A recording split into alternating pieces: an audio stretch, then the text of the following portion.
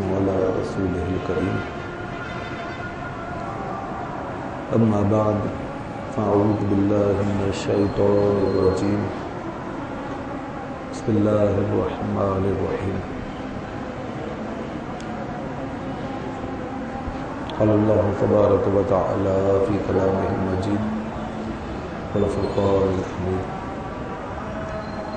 ومنهم أميون لا يعلمون الكتاب إلا أماني وإن هم إلا يظنون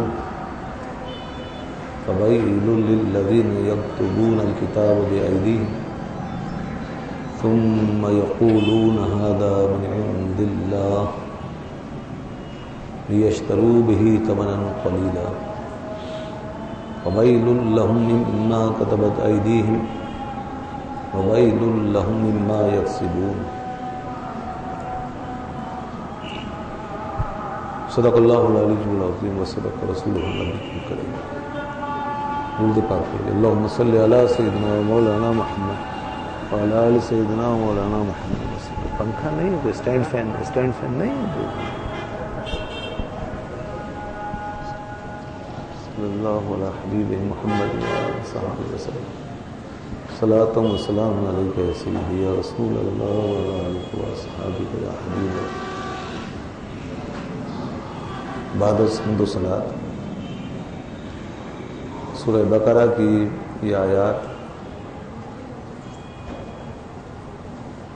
آیت 78 ہے 79، یہ دو آیتیں ہیں جو تلاوت کی، 78 اور 79.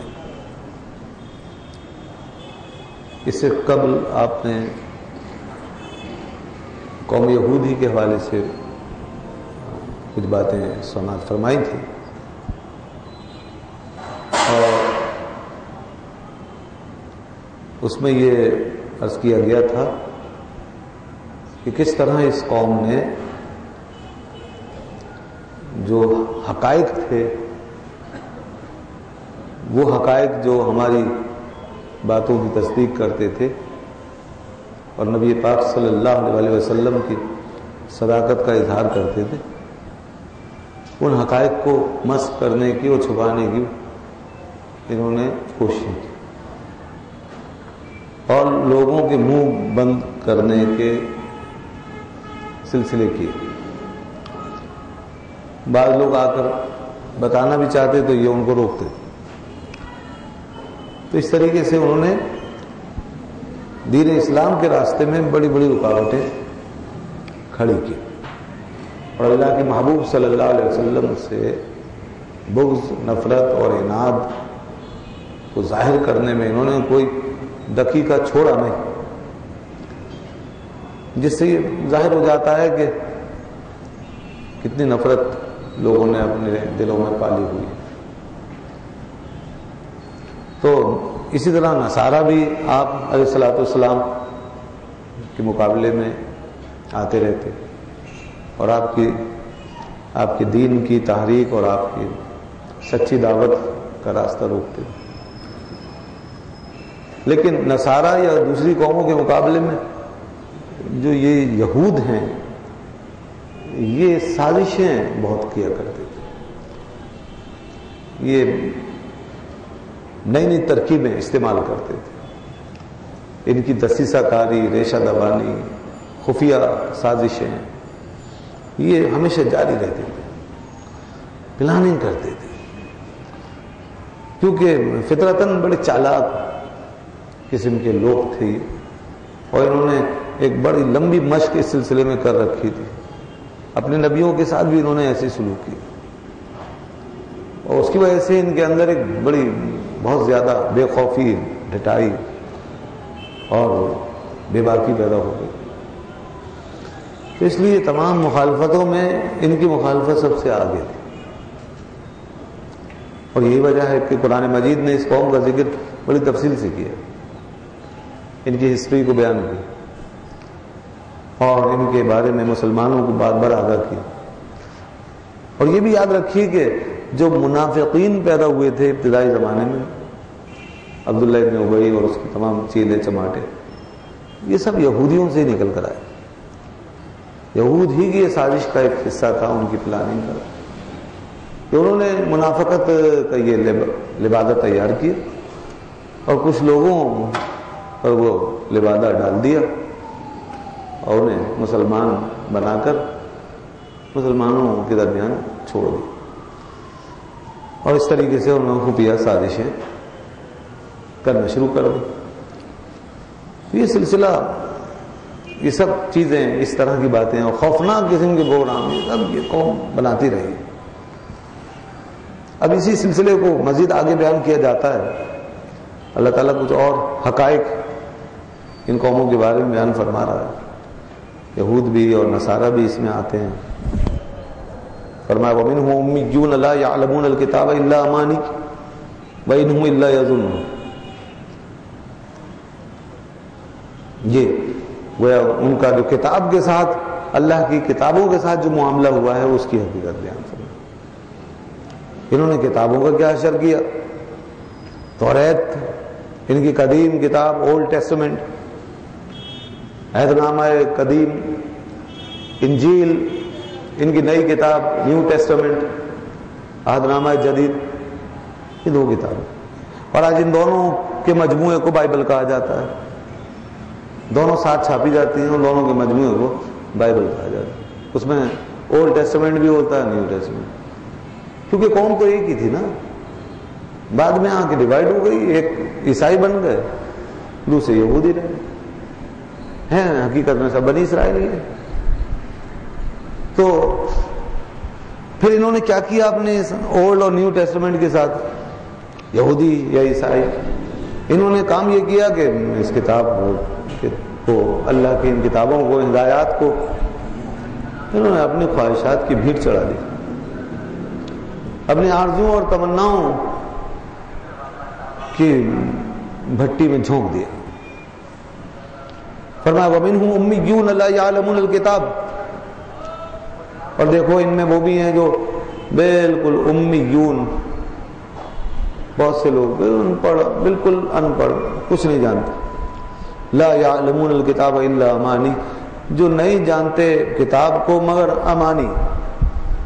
امانی امنیہ کی جمع ہے، امنیہ کہتے ہیں خواہش کو، آرزو، انسان کے اندر جو خواہش پیدا ہوتی ہے چاہے اس کی کوئی بنیاد ہو یا نہ ہو، آرزو انسان کو لیے پھرتا ہے، اور اکثر خامخواہ کی آرزویں انسان میں پیدا ہوتی ہیں، اور ان کا سلسلہ جو ہے نہ ختم ہونے والا ایک سلسلہ۔ پھر یہ آرزویں اتنی بڑھتی ہیں جیسے کوئی وہ امر بیل نہیں چھا جاتی انسان پہ، اس طرح یہ آرزویں بھی انسان پہ چھا جاتی، حتیٰ کہ یہ جناب کیڑے مکوڑوں کی طرح اور ریپٹائلز کی طرح پھیلتے پھیلتے پورے انسان کو، اس کے سارے مذہب کو، دین کو، ہر چیز کو اپنی لپیٹ میں لے لیں۔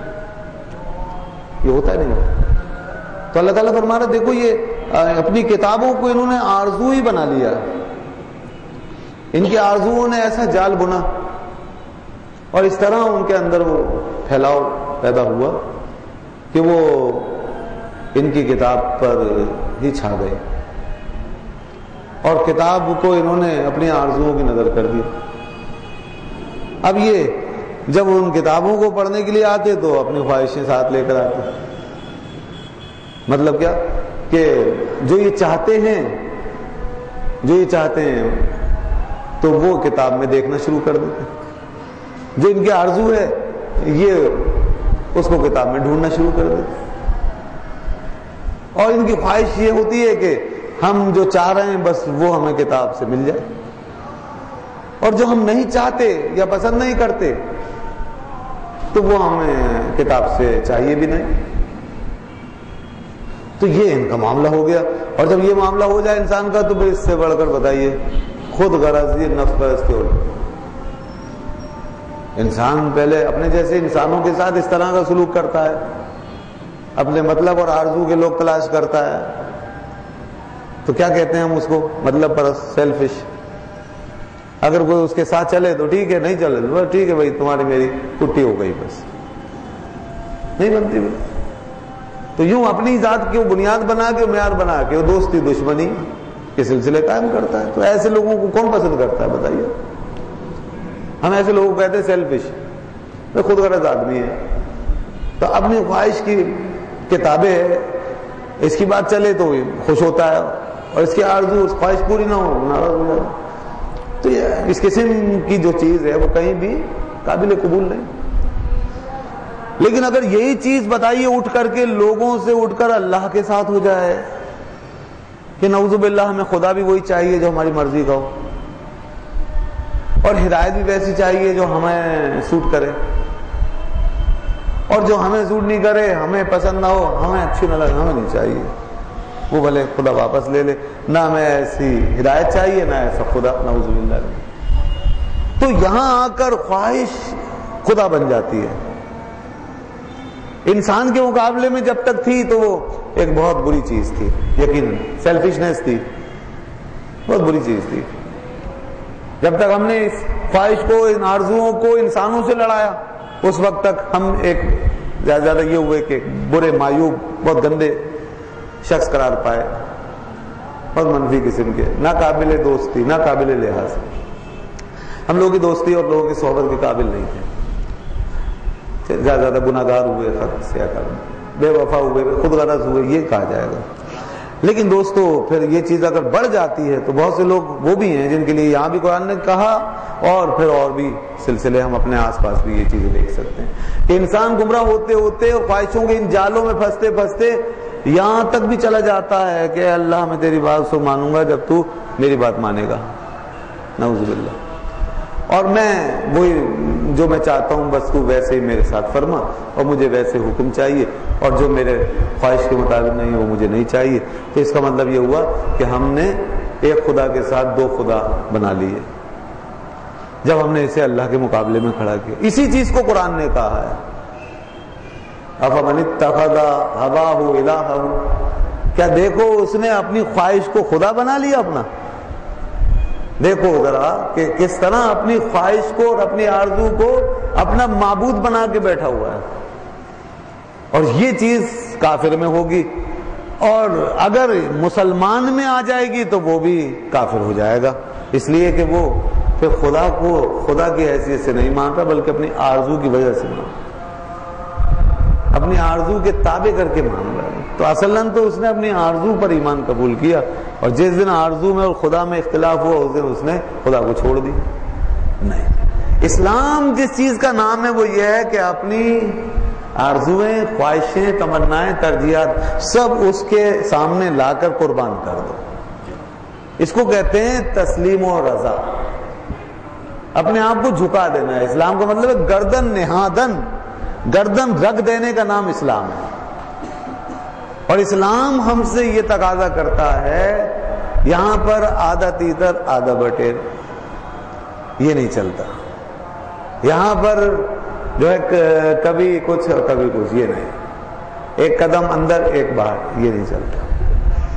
یہاں یہ تقاضا ہے کہ دین جس چیز کا نام ہے وہ ایز اے ہول پورا قبول کرنا پڑے گا، ماننا پڑے گا، تسلیم کرنا پڑے گا۔ یا ایھا الذین آمنوا ادخلوا فی السلم کافہ، اے ایمان والو اسلام میں پورے پورے داخل ہو جاؤ۔ یہ تو اعتقاداً جب آدمی داخل ہو جائے پورا تو وہ عقیدے کے لحاظ سے مسلمان قرار پا گیا، اور عملاً بھی اگر داخل ہو گیا تو اب وہ مسلمان کے ساتھ ساتھ ولی بھی بن گیا، ولایت کے مرتبے پر فائز ہو، اور یوں وہ گناہوں کی آلودگیوں سے پاک ہو گئے۔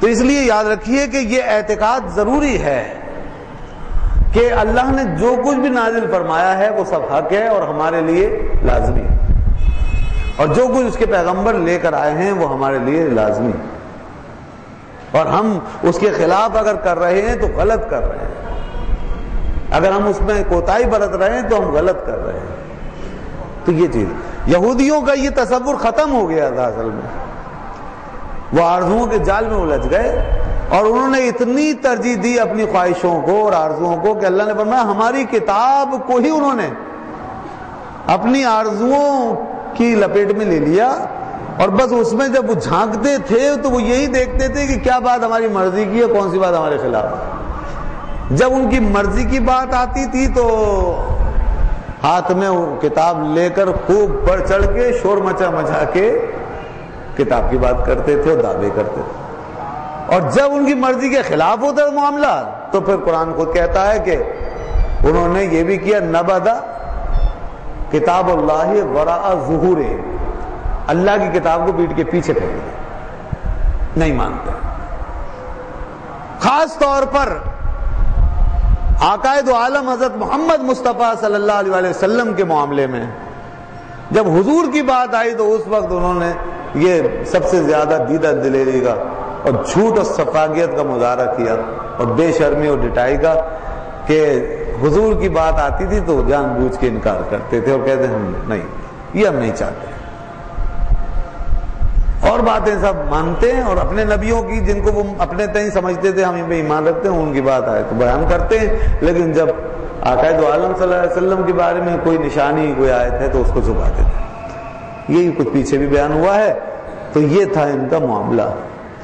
اور پھر ایک کام اور ہوتا تھا کہ ان کے وہ نام نہاد مولوی اور احبار کہ جنہوں نے دین پہ ٹھیکیداری جمع رکھی تھی، وہ باقاعدہ اللہ کی آیتوں کو ایسے نفس پرست اور ذات پرست اور خواہشات کے بندگی میں جکڑے ہوئے لوگوں کے ہاتھوں خوب بیچتے تھے، اس کی خوب قیمتیں وصول کرتے۔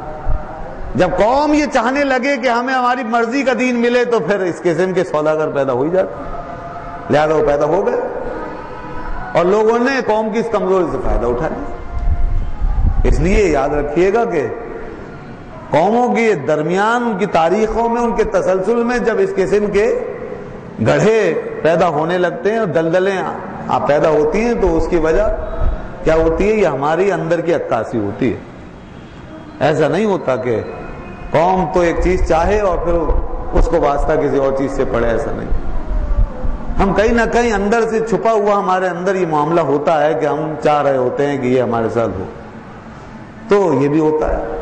تو تالی دونوں ہاتھوں سے بچتی ہے۔ قوموں کے اندر بھی خرابیاں اور اس طرح کی کمزوریاں پیدا ہوتی ہیں جس سے اس طرح کے سوداگروں کو موقع ملتا ہے۔ آج کیا عاملوں کی، جھوٹے عاملوں کی اور روحانی دھندے کرنے والوں کی یہ جو دکانیں چمک رہی ہیں، یہ کیا ہم جا کے نہیں چلاتے؟ بھئی سیدھی سی بات ہے، آپ جانا چھوڑ دیں ان کی دکانداری ختم ہو جائے گی۔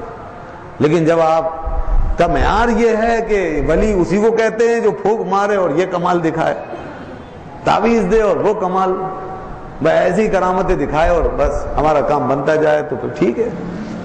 پھر تو آپ کو چلانے اور سمجھانے کے لیے بڑے بڑے سوداگر تیار بیٹھے ہیں اور وہ آپ کے ذہن سے اس معیاریت سے بڑا فائدہ اٹھائیں گے۔ تو اس لیے مسئلہ یہ ہے کہ ہم خود بھی کچھ اپنے اندر کمزوریاں پال لیتے ہیں جس کی وجہ سے لوگ ہماری ذات سے فائدہ اٹھاتے ہیں۔ یہاں یہی کچھ ہونے لگا اور اس قسم کے بیوپار اور سوداگر اپنی اپنی دکانیں لے کے بیٹھ گئے اور انہوں نے لوگوں کی مرضی کی باتیں کرنا شروع کر دی اور لوگوں نے ان کی مٹھیاں گرم کی۔ وہ میں شاید پہلے بھی کبھی سنا ہے کہ لطیفے کے طور پر وہ کچھ لوگ تھے، انہوں نے چاہا کہ وہ قرآن سے کوئی ایسا ہمیں نسخہ ملے کہ والد کے بعد جتنا بھی وہ ہے ورثہ باپ کا ترکہ وہ سب ماں کو مل جائے۔ باپ فوت ہو گیا تھا اور اولاد تھی، انہوں نے کہا ایسا کرو ماں کو مل جائے، پتہ نہیں کیوں، بہرحال ہو سکتا ہے کوئی وجہ ہو، کوئی مسئلہ آتا۔ ایک بات لطیفے کے طور پہ کسی نے بیان کی، میں نے بھی کہیں سنا ہی تھا، کہیں پڑھی ہوئی بات نہیں ہے، لوگ سنا، میں نے کہا چلو سمجھانے کے لیے اب آپ کے سامنے بیان کر دیتا ہوں لوگ کس طریقے سے کتاب اللہ سے اپنے مسئلے نکالنا چاہتے ہیں۔ کہا جی ماں کو مل جائے۔ اب وہ گئے مولوی صاحب کے پاس۔ اب چاہیے تو یہ نا کہ مولوی صاحب کے پاس جا کے، مفتی صاحب کے پاس جا کے ہم یہ کہیں کہ جو قرآن کا حکم ہے وہ بتا دیں ہمیں، لیکن ہم یہ نہیں کرتے۔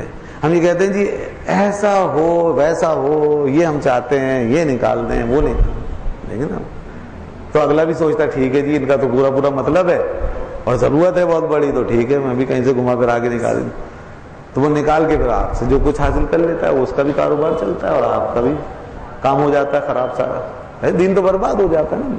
تو وہ ایسے پھر چلے گئے، انہوں نے کہا جی مولوی صاحب ایسا ایسا مسئلہ ہے، سارا ماں کو مل جائے بس کو، اور یہ ذرا جو بھی ہے میں آپ کی خدمت بھی کر دیں گے۔ انہوں نے کہا اچھا یہ تو کوئی مسئلہ نہیں ہے، بالکل صاف ہے، آپ بھی غور کرو گے سمجھ میں آ جائے گا، اس میں کوئی ایسی گہری بات بھی نہیں۔ کہا جی کہاں پر؟ میں نے تبت یدا ابی لہب پڑھو. تبت یدا ابی لہب، تبت یدا ابی لہب لہبی وتب ما اغنی عنہ مالہ وما کسب. دیکھو پیچھے ابھی کا ذکر ہے، ابھی باپ کو کہتے ہیں. اس کا مطلب یہ ہوا کہ اب جو ہے باپ وہ مر گیا، حالانکہ ابو لہب ہے، اب نہیں ہے، خالی ابو نہیں ہے، مر. اچھا اس کے بعد ما اغنی عنہ مالہ وما کسب، دیکھو مال کا ذکر ہے، نہ مالو مال چھوڑا. اور آگے فرمایا جا رہا ہے وما کسب، یعنی جب یہ سب کچھ ہو چکا ہے تو اب ماں کا سب، یعنی سارا ماں کو دے دو، ماں کو سب دے دو، ماں کا سب. اب بتائیے وہ کیا لکھا ہوا ہے اور یہ کیا بیان کرو.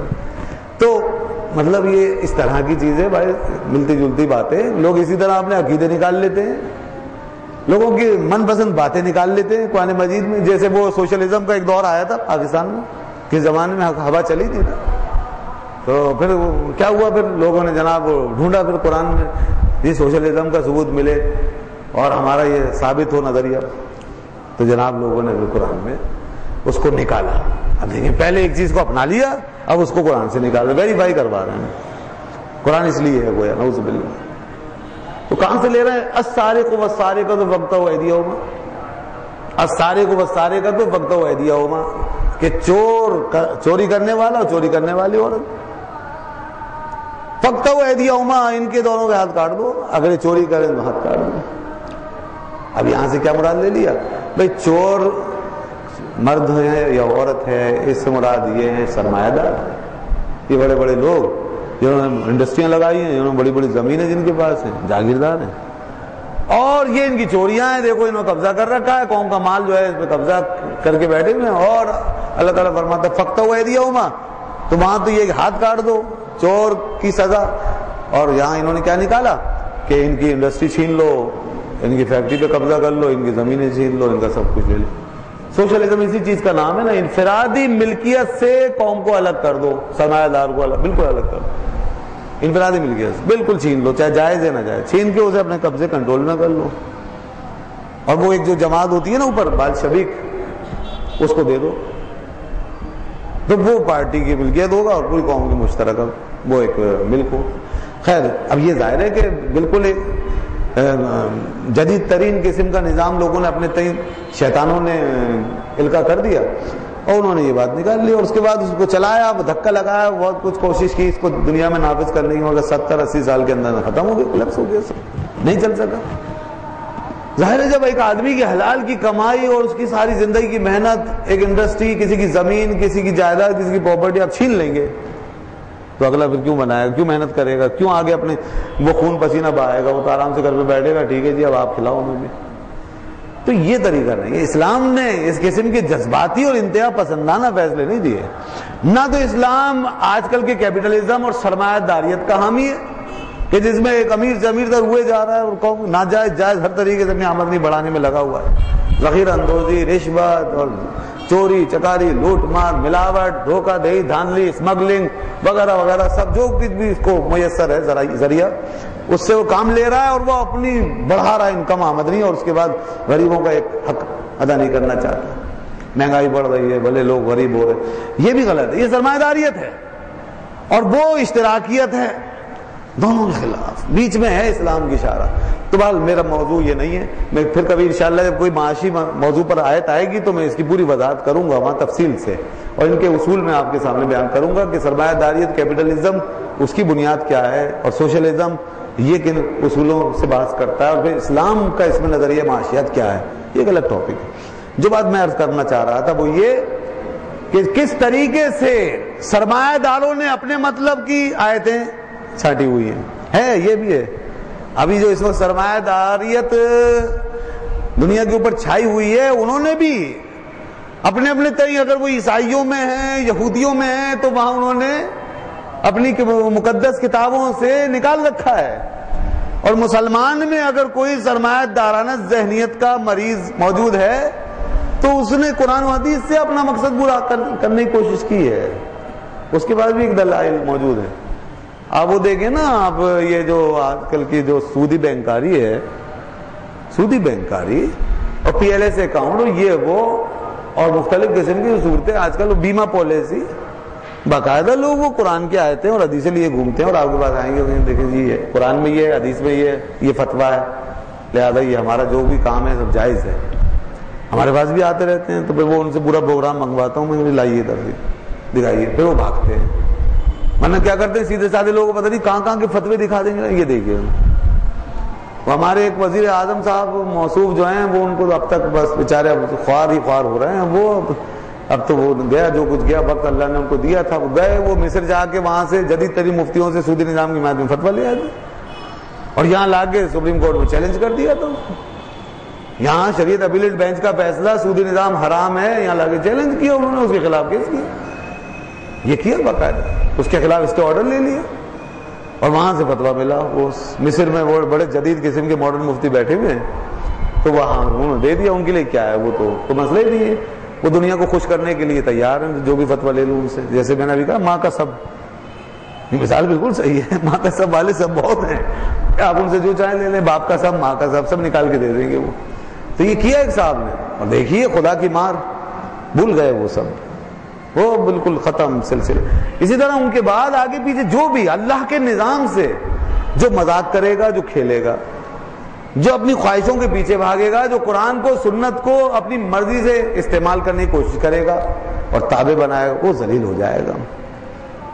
قرآن مجید نے صاف صاف کہہ دیا افتؤمنون ببعض الکتاب وتکفرون ببعض، کیا تم کتاب کے بعض پر ایمان رکھتے ہو اور بعض سے تم انکار کرتے ہو؟ فما جزاء من یفعل ذلک منکم، کیا بدلہ ہونا چاہیے اس کا جو یہ کام کرے؟ الا خزی فی الحیات الدنیا وعذاب والآخرہ، مگر یہ کہ ان کے لیے دنیا اور آخرت میں رسوائی ہے. دنیا میں آخرت میں رسوائی ہے، ذلت ہے، خواری ہے. دنیا میں بھی ذات فرمایا نا، دنیا میں بھی ان کے لیے رسوائی ہے، ذلت ہے. الا خزی فی الحیات الدنیا ویوم القیامت یردون الی اشد العذاب، اور آخرت میں فرمایا کہ ان کے لیے اشد ترین عذاب ہے. یردون الی اشد العذاب، ان کو لوٹایا جائے گا اشد ترین عذاب کی طرف. بہرحال یہ بڑا سخت معاملہ ہے جناب. ہم سے پہلے دنیا کی بہت سی قومیں اس طریقے سے ذلت کے طوق تیار کر کے جا چکی ہیں اپنے لیے، اور اپنے سروں پر رسوائی اور پھٹکار کے تاج سجا کے دنیا سے رخصت ہوئی ہیں اور ہو رہی ہیں اور چل رہی ہیں. اللہ نے ان کو راندت درگاہ کر دیا ہے. اور اگر مسلمانوں میں بھی کوئی انفرادی طور پر، گروہی طور پر، جماعتی طور پر، اجتماعی طور پر، انفرادی طور پر، کسی بھی سطح پہ کسی بھی لیول پر یہ رویہ اختیار کرے گا تو وہ طبقہ، وہ گروہ، وہ جماعت، وہ افراد، وہ حضرات، وہ وہاں اللہ تعالیٰ کی طرف سے ذلت اور رسوائی کا شکار ضرور ہوں گے، بالکل. اس لیے کوئی یہ نہ سمجھے کہ بس ہم نے نام لکھوا لیا ہے اب ہم جو چاہیں کریں، نہیں.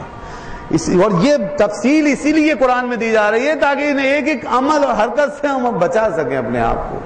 تو اس لیے اللہ کی کتابوں کو اس طرح نہ چلایا جائے. بہت اچھے لوگ بھی ہیں، اور مسلمانوں میں یہ امتیاز ہے کہ یہاں اب بھی اہل حق موجود ہیں اور اب بھی کتاب اللہ سے محبت کرنے والے اور اس کے لیے اپنا سب کچھ قربان کرنے والے موجود ہیں. اس لیے قرآن نے کہا ومنہم من یشتری نفسہ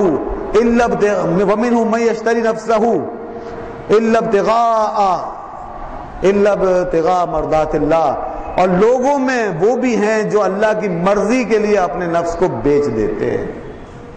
من الناس من یشتری نفسہ الا ابتغاء مرضات اللہ، اپنی مرضی کو، اپنی خواہش کو اللہ کی مرضی کے لیے بیچ دیتے ہیں، فوق کر دیتے ہیں، فنا کر دیتے ہیں. لیکن بہرحال یہود نے کیا کیا؟ پھر آگے آئیے بینہم الا یظنون، فرمایا اور یہ نہیں ہے مگر گمان کرنے والے. دوستو یاد رکھنا، جتنے بھی لوگ اس قسم کے راستے بنا رہے ہیں ان کے پاس کوئی کبھی مستحکم محکم دلیل نہیں ہوتی. خواہشیں اور آرزوؤں کی جو بنیاد ہوتی ہے وہ ریتیلی ہوتی ہے، وہ دلدلی ہوتی ہے، اس کے اندر پائیداری نہیں آ سکتی، اس کے پیچھے کبھی علمی اور ٹھوس حقیقت کبھی نہیں پائی جا سکتی. خواہش ہوا کی طرح، اور عربی میں خواہش کہتے ہی ہوا کو ہیں. لفظ خواہش کا عربی میں ترجمہ ہوا سے ہوتا ہے. تو جس طرح ہوا آپ جانتے ہیں کہیں ٹھہر نہیں سکتی، اسی طرح انسان کی خواہش اور آرزو جو اندر سے اٹھی ہے اور اس کے نفس کی ترجمانی کر رہی ہے، اس کے اندر سے کسی طلب اور کسی آرزو کو کا وہ اظہار کر رہی ہے تو یاد رکھنا کہ وہ یقیناً اپنے پیچھے کوئی علمی یا تحقیقی بنیاد نہیں رکھتی ہے، پیدا نہیں کر سکتی. اس لیے فرمایا وَإِنْهُمْ إِلَّا يَظُنُّونَ، ان کا معاملہ یہ ہے کہ صرف اور صرف وہم گمان اور خیالات کی دنیا کی حد تک ہیں. ان کے پیچھے یہ سارا عمل، یہ ساری جو انہوں نے پلاننگ کی ہے اور جو کچھ پریکٹس کی ہے، ان کے پاس کوئی دلیل نہیں ہے، ان کے پاس کوئی بنیاد نہیں ہے. اور آج بھی اشتراکیت ہو یا سرمایہ داریت، ان کے پیچھے خواہشوں کا ایک زبردست جال تو ہو سکتا ہے، لیکن کوئی ٹھوس بنیاد کسی نظام کے پیچھے کبھی بھی ثابت نہیں ہوئی. ورنہ آدھی دنیا اشتراکیت کو قبول کر لینے کے بعد جس قسمہ پرسی کی حالت میں آج پڑی ہوئی ہے کہ نظام چلا گیا اور نظام کے سارے جو دنیا قائم تھی وہ ایسی معلق کی معلق رہ گئی، ملک کے ملک خلاؤں میں لٹک گئے اور بڑے بڑے ادارے ہواؤں میں جھولنے لگے اور نظام فیل ہو گیا. اور یہی کچھ جھٹکے آج کے سرمایہ دارانہ نظام کو لگتے ہیں. کبھی آپ دیکھیں دبئی پورا ڈوب جاتا ہے، کبھی جناب امریکہ ہل جاتا ہے، دنیا کے بینک جو ہیں کولیپس ہو جاتے ہیں. اس کا مطلب یہ ہے کہ معاملہ خلاؤں میں ہے. مگر ہم اللہ کی ہدایت جب آئے گی اور قرآن کی جب دلیلوں پر بات ہوگی اور اس کے مطابق جب فیصلہ ہوگا تو وہ اتنا محکم ہوگا کہ دنیا کی کوئی آندھی اور کوئی طوفان تمہیں ایک ذرہ برابر بھی دھچکا نہیں پہنچا سکے گی اور تمہارے پائے استقامت کو قطعاً جنبش نہیں دے سکے گی. یہ وہ چیز ہے کیونکہ پورے علم پر مبنی ہے نا، یہ گمانوں پہ نہیں، خواہشوں پہ نہیں. اللہ کا بھیجا ہوا ہے، وہ کس کی خواہش پہ مبنی ہوگا؟ اللہ کو تو کوئی خواہش نہیں ہے، اس کو تو کوئی ضرورت نہیں ہے، اس میں تو کوئی نفس نہیں ہے. لہذا اس نے جو کچھ بھیجا ہے یہ سب بھیجا ہے اس طور پر کہ پورے علم کی روشنی میں، جس کا اسے علم ہے اور اسے معلوم ہے کہ انسان کس بنیاد پہ قائم رہ سکتا ہے اور اس کا معاشرہ کن اصولوں پہ ترقی پا سکتا ہے، اس بنیاد پہ. یہ وہ اس کا علم ہے. ٹھیک ہے جی. اس کے بعد آگے آئیے فَوَيْلٌ لِّلَّذِينَ يَكْتُبُونَ الْكِتَابَ بِأَيْدِيهِمْ، تو فرمایا کہ پھر ہلاکت ہے ان کے لیے جو لکھتے رہتے ہیں کتاب کو اپنے ہاتھوں سے. یہ کام ہوا جب بات یہاں تک پہنچ گئی کہ اب خواہشیں ہی اصل ہیں اور اسی کی تابعداری کرنی ہے، تو پھر چلو جی لکھو کتابیں، بدلو آیتیں، جو جس قسم کی بات چاہتا ہے لکھ کے دے دو. کس نے پوچھنا ہے آگے جا کے کہ بھئی کیا ہے کیا نہیں، کیونکہ ٹھیکیدار تو وہی تھے اور ان کتابوں کی حفاظت کا چونکہ وعدہ الہیہ تھا نہیں.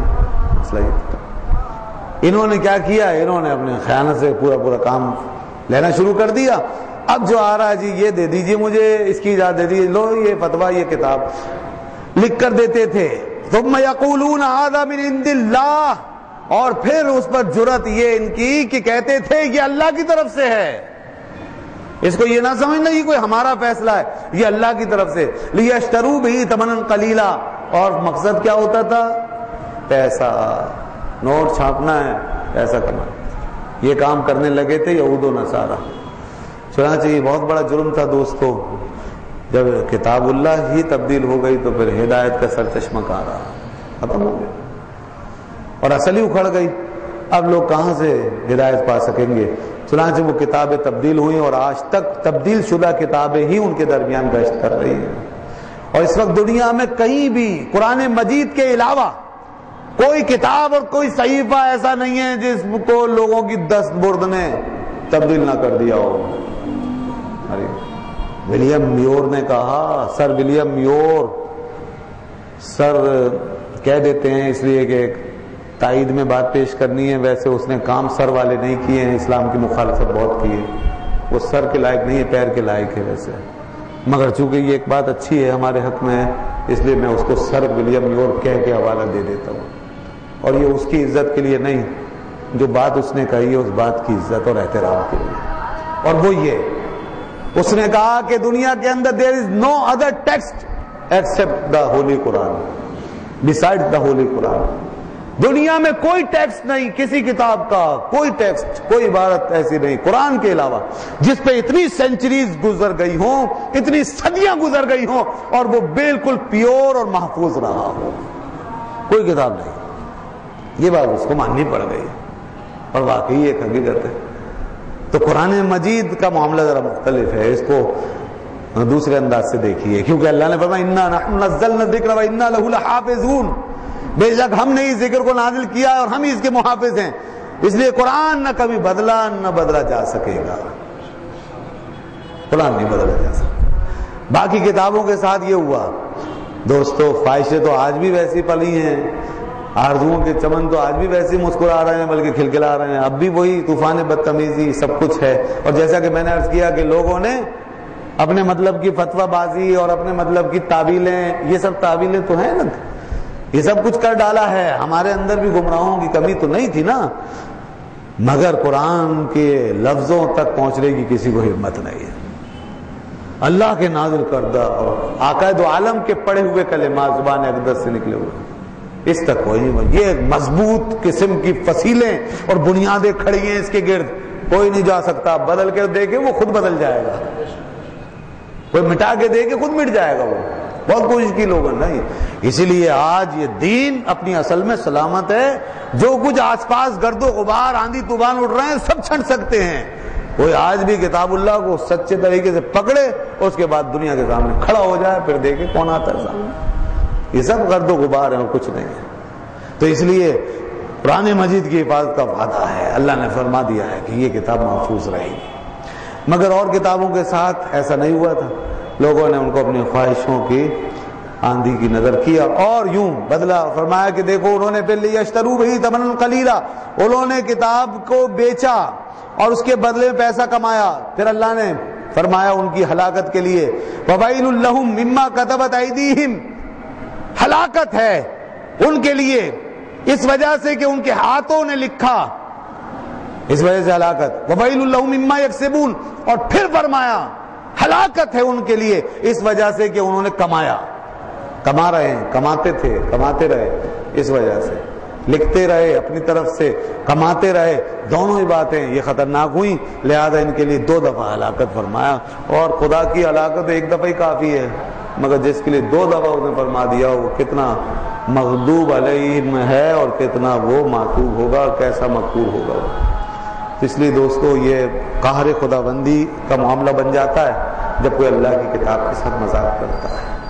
اور آج بھی اگر کوئی قرآن مجید کا ترجمہ غلط کرے گا یا تفسیر میں کوئی غلط بات کرے گا اور بدلنے کی کوشش کرے گا اور اپنی جو خواہش کو اس میں داخل کرنا چاہے گا یا اپنے مسلک اور فرقے کو، تو اس کے لیے بھی اللہ کی ناراضگی اور قہر ہے اور سخت وعید بیان فرمائی گئی ہے اس حوالے سے۔ یہاں پر ایک بات عرض کرتا چلو، علماء نے اس آیت پر پہنچنے کے بعد ایک بحث کی ہے، اور وہ یہ کہ یہاں پر جب ذکر ہوا لکھنے کا، فَوَيْلٌ لَهُم مِّمَّا كَتَبَتْ أَيْدِيهِمْ، ہلاکت ہے ان کے لیے کہ انہوں نے کتاب اللہ کو لکھا اور لکھ کر بیچا۔ تو علماء جو ہوتے ہیں نا اللہ سے ڈرنے والے، خوف و خشیت والے، اور ہمارے اسلاف کے اندر جو کہ بڑا خوف خشیت پایا جاتا، وہ چونک گئے اس موقع پر۔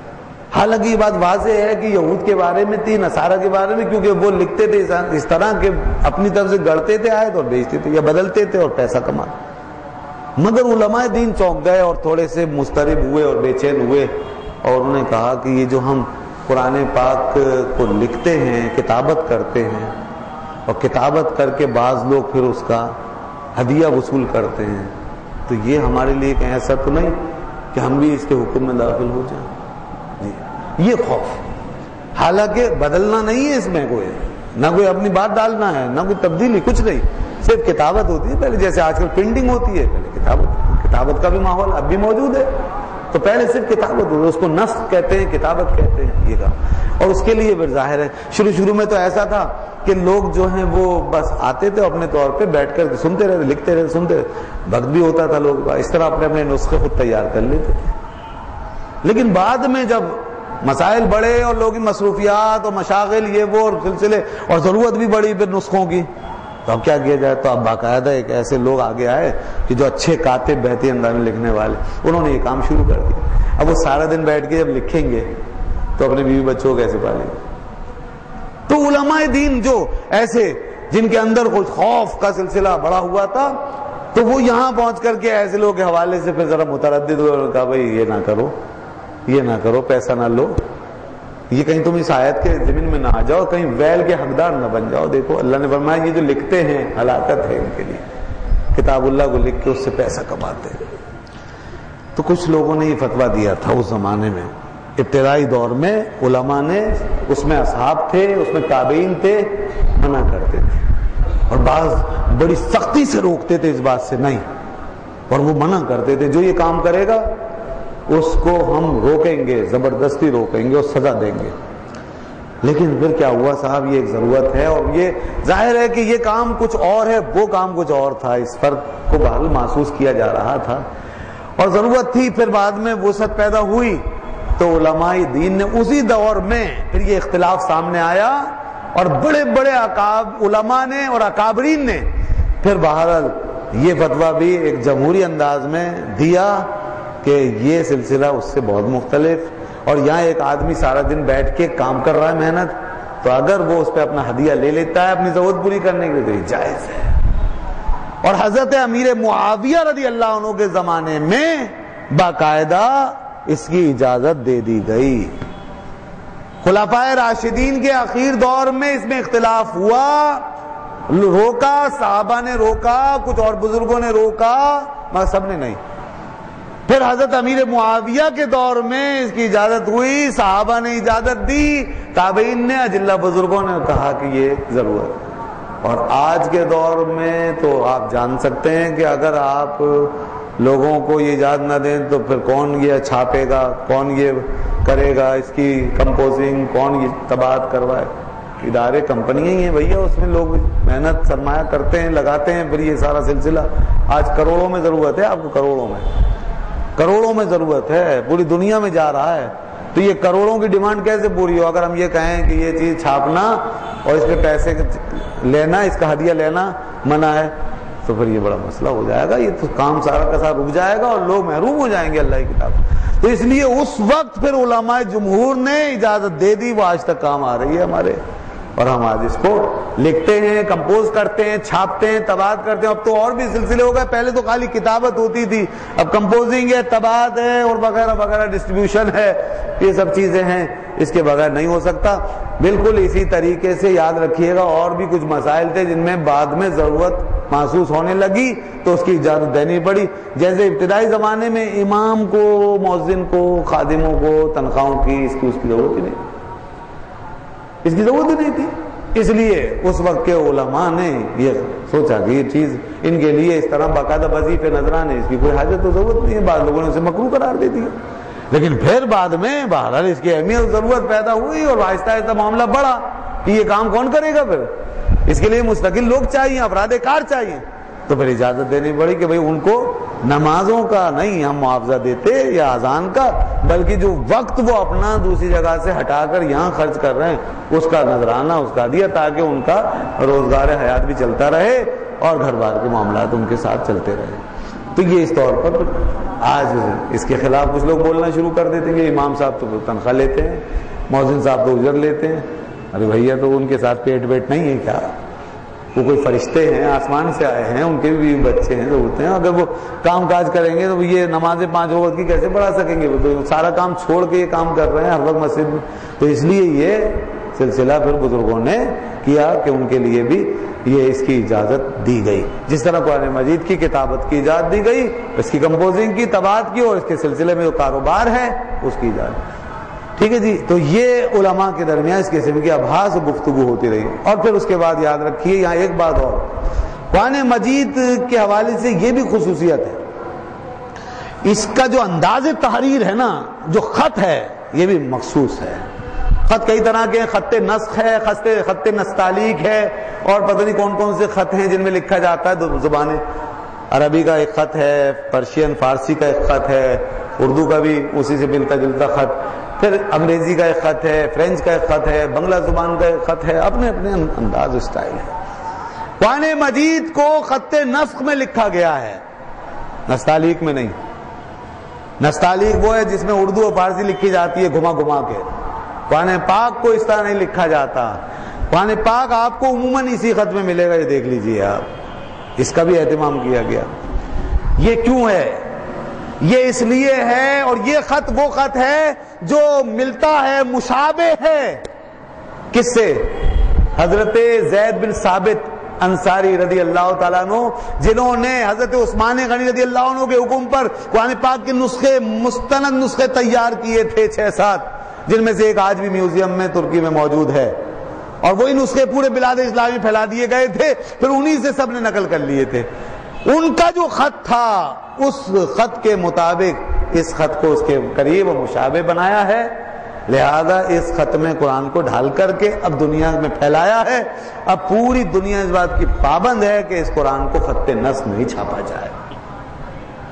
کوئی اس کو انگریزی کے انداز میں رائٹ ٹو لیفٹ اور اس طریقے سے، کوئی کسی اور انداز میں، ہندی کے انداز میں، نستعلیق میں، کسی اور انداز میں اس کو نہیں لکھ سکتا، نہ چھاپ سکتا ہے، منع ہے۔ امتیاز ختم ہو جائے گا، پہچان ختم ہو جائے گی، اس کی پہچان، اس کا امتیاز، اس کی ایک شناخت، آئیڈینٹیفیکیشن، کہ دیکھیے آپ جب بھی قرآن کا صفحہ کہیں، چاہے ایک صفحہ ہی پڑا ہو، کہیں رکھا ہو، کہیں گر گیا ہو خدا نخواستہ زمین پہ، آپ کی جیسی نظر پڑتی ہے خط سے پہچان لیتے ہیں قرآن لکھا ہو، وہ خط بتا دیتا ہے نا، اس لیے فوراً اس کو آدمی ہاتھ اٹھا لیتا ہے۔ اگر یہ ہر قسم کے خط میں لکھا جانے لگے تو پھر پہچان نہیں ہوگی، پھر ہر پیج پڑھ کے آپ دیکھیں گے کہ بھئی یہ تو جو ان پڑھ بھی ہوگا اس خط کو دیکھ کر پہچان لے گا یہ قرآن ہے، یہ ہوتا ہے سر۔ تو اس لیے اس کے امتیاز کو یہاں تک بچایا گیا ہے۔ اور پھر اسی طریقے سے جو اس کے اندر حروف کی جو تشکیل ہوئی ہے، تعیین ہوئی ہے، تشخیص ہوئی ہے، بناوٹ آئی ہے، حروف کے بنانے کے انداز، بعض الفاظ کے لکھنے کے کچھ الگ الگ طریقے ہوتے ہیں، اس میں بھی اس قدر اتباع کی گئی ہے اور اتنا لحاظ کیا گیا اور اتنا اہتمام ہے کہ دنیا میں کوئی کتاب نہیں مل سکتی اس انداز سے، کہ یہاں تک کہ اگر الف کے ساتھ لکھا گیا ہے کسی کلمے کو تو الف کے ساتھ ہی لکھا جائے گا، اور اگر کہیں کھڑی زبر کے ساتھ لکھ دیا ہے اسی کلمے کو دوسری جگہ تو کھڑی زبر کے ساتھ لکھا جائے گا۔ جیسے قولا ہے، کبھی کاف لام ملا کر اس پہ کھڑی زبر قولا، اور کبھی کاف الف زبر کا الگ اور لام الگ قولا، لفظ ایک ہی ہے مگر لکھنے کے دو طریقے یہ ہے۔ اور کہیں اگر کسی مقام پر کسی صیغے کے بعد الف زیادہ آیا ہے، بنایا گیا ہے رسم الخط میں، تو آج بھی وہاں پر الف جو ہے وہ بنایا جائے گا، اور اگر وہی الف کہیں دوسری جگہ غائب ہے تو آج بھی وہ غائب ہی رہے گا۔ جناب جس طریقے سے ان اصحاب نے ہمیں لکھ کر دیا، آج تک یہ امت اسی انداز سے اس کو لکھتی ہے اور پڑھتی ہے۔ یہ ہے وہ چیز۔ پھر پڑھنے میں بھی آپ اردو کی طرح، انگریزی کی طرح، اپنی دوسری زبانوں کی طرح نہیں پڑھ سکتے جی۔ مخارج کا اپنا قاعدہ، تجوید کے اپنے اصول، کس کو کتنا کھینچنا ہے، کتنا رکھنا ہے، سارے زیر زبر پیش وغیرہ کے حروف کے تمام آداب، اس کے تمام صفات کے ساتھ، یہ سب چیزیں بھی ہیں جن میں پورے منہ کا پورا سروے ہو جاتا ہے، پوری سرجری ہو جاتی ہے، پورا آپریشن ہو جاتا ہے۔ اور جتنا کہ عربی زبان اور قرآن مجید کو پڑھنے میں منہ کی ساری صلاحیتوں کی ایکسرسائز ہوتی ہے، دنیا کی کسی زبان میں نہیں ہو سکتی۔ یہ بات تو سائنٹیفکلی مانی گئی ہے۔ اور زبانیں آپ بولتے ہیں، کوئی زبان کی نوک سے ہی چلا جا رہا ہے، کوئی کروٹ سے سائڈ سے بولتا ہے، وہیں سے نکالے جا رہا ہے، کوئی اس طرف سے، کوئی اندر حلق سے زیادہ حروف۔ یہ صرف قرآن مجید ہے، جس کو جب پڑھتے ہیں تو پوچھئے قاریوں سے، وہ نقشہ بنا کے سمجھائیں گے، نوک سے اتنے نکلیں گے حروف، اور سائڈ سے اتنے نکلیں گے، اور وسط حلق سے اتنے نکلیں گے، منتہا حلق سے اتنے نکلیں گے، ابتدائی حلق سے اتنے نکلیں گے، اور جناب اوپر جو جبڑا ہے تالو کا اس سے اتنے نکلیں گے، نیچے سے اتنے۔ یہ سارا گویا منہ جو ہے نا آپ کا مکمل ایکسرسائز میں آ جاتا ہے جب آپ قرآن پڑھ رہے ہوتے ہیں۔ اسی لیے اس کی برکت سے آپ کا منہ فریش ہو جاتا ہے ماشاءاللہ، اس کی برکت آپ کی ساری رگیں ماشاءاللہ تازہ ہو جاتی ہیں، اور سب متحرک ہو کے اپنی حرکت میں آتی ہیں، اور سب کے اندر خون دوڑنا شروع ہو جاتا ہے، سارے اس سے استعمال میں آ جاتے ہیں۔ یہ اس کی برکت ہے۔ اس لیے اس کو پڑھنے کا بھی بڑا خاص انداز ہے دوستو۔ تو جس کتاب کے ساتھ یہ اہتمام ہو، اس کتاب کا کوئی کیا بال بیکا کرے گا اور کیا اس میں مداخلت کر سکے گا۔ اس لیے آج بھی یہ کتاب ایسی محفوظ ہے، مگر اس سے پہلے کی کتابوں میں کوئی کتاب محفوظ نہیں ہے۔ بس جو کچھ ہم کہتے ہیں کہ قرآن کے مطابق ہے وہ مانا جائے گا، اور جو قرآن و سنت کے مطابق نہیں ہے اس کو ہم حاصل نہیں کرتے، اور ان کتابوں سے ہم نہیں لیتے ہیں۔ اور یہ عقیدہ اور مسلمان کے لیے رکھنا ضروری ہے کہ اللہ نے آسمان سے بہرحال کتابیں اور صحیفے نازل کیے ہیں اور وہ حق ہیں اپنی جگہ پر. تو فرمایا فویل لہم مما یکسبون، تو ان لوگوں کے لیے ہلاکت ہے جو کتاب اللہ سے اس طرح کی کمائیاں کرتے ہیں. اور آگے پھر انشاءاللہ وقالوا لن تمسنا النار الا ایاما معدودا، یہ کہتے ہیں کہ ہمیں آگ نہیں چھوئے گی مگر کچھ دنوں کے لیے. تو اب اس آیت پر اور اس سے اگلی آیتوں پہ گفتگو انشاءاللہ آئندہ پھر ہم کریں گے کہ دیکھو ایک تو یہ حالت ان کی کہ کیا کیا حرکت ہے، اور اوپر سے پھر دعوے یہ کہ ہمیں آگ میں تھوڑی دن جائیں گے گئے، ورنہ باقی ہمارا ٹھیکہ جنت کے ساتھ وابستہ ہے اور وہ بکنگ ہوئی بھی ہے، ریزرویشن ہے، ہم جائیں گے سیدھے اپنی سیٹوں پہ جا کے بیٹھ جائیں گے. تو اس طرح کی بکنگ کا سلسلہ انہوں نے کر رکھا ہے. ذرا دیکھیے گا قرآن اس چیز کو بھی بیان کرتا ہے، تو انشاءاللہ یہ آئندہ درس میں بیان کریں گے. وآخر دعوانا الحمدللہ رب العالمین.